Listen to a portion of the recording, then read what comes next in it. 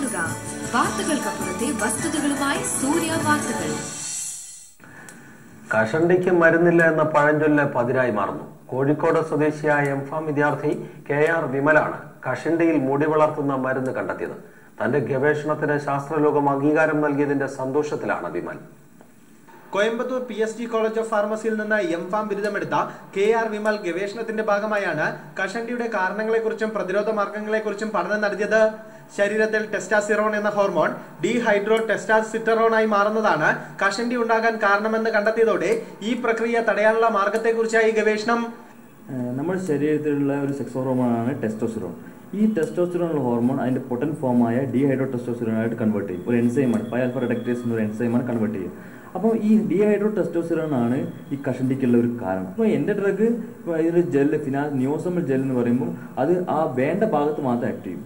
നമ്മുടെ വേണ്ട ഇത് ശരിക്കും ഈ മുടിക്ക് വേണ്ട ഷാഫ്റ്റുള്ള റിസപ്റ്ററിൽ വേണ്ട ഇത് ഷാഫ്റ്റിലാണ് ശരിക്കും ആക്ഷൻ വേണ്ടത്. അപ്പോൾ അത് അവിടെ മാത്രം ആക്ഷൻ ഉണ്ടാക്കിയിട്ട് മറ്റു ഭാഗങ്ങളിൽ മീൻസ് അതിൻ്റെ കോൺസെൻട്രേഷൻ കുറഞ്ഞിട്ട് അതിൻ്റെ സൈഡ് എഫക്റ്റ് ഓട്ടോമാറ്റിക്കായിട്ട് കുറയും.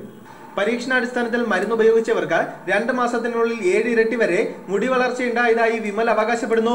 തമിഴ്നാട് ഫാർമസ്യൂട്ടിക്കൽ സയൻസ് വെൽഫെയർ ട്രസ്റ്റിന്റെ മികച്ച ഗവേഷണ പ്രബന്ധത്തിനുള്ള പുരസ്കാരം ഉൾപ്പെടെ നിരവധി അംഗീകാരങ്ങൾ ലഭിച്ചതോടെ വാണിജ്യാടിസ്ഥാനത്തിൽ മരുന്ന് നിർമ്മിക്കാനുള്ള ഒരുക്കത്തിലാണ് താനെന്നും വിമൽ അവകാശപ്പെടുന്നു. കഷണ്ടിക്ക് മരുന്നില്ല എന്ന പഴമൊഴിയാണ് ഇവിടെ തിരുത്തപ്പെടുന്നത്. മരുന്ന് തയ്യാറാവുന്നതോടെ കഷണ്ടിക്കാർക്കും ഇനി സുന്ദരന്മാരായി മാറാം. കോഴിക്കോട് നിന്നും ക്യാമറാമാൻ അനീഷിനൊപ്പം P. അനിൽ, സൂര്യ ന്യൂസ്. നിയമസഭാ തെരഞ്ഞെടുപ്പിൽ ദയനീയമായി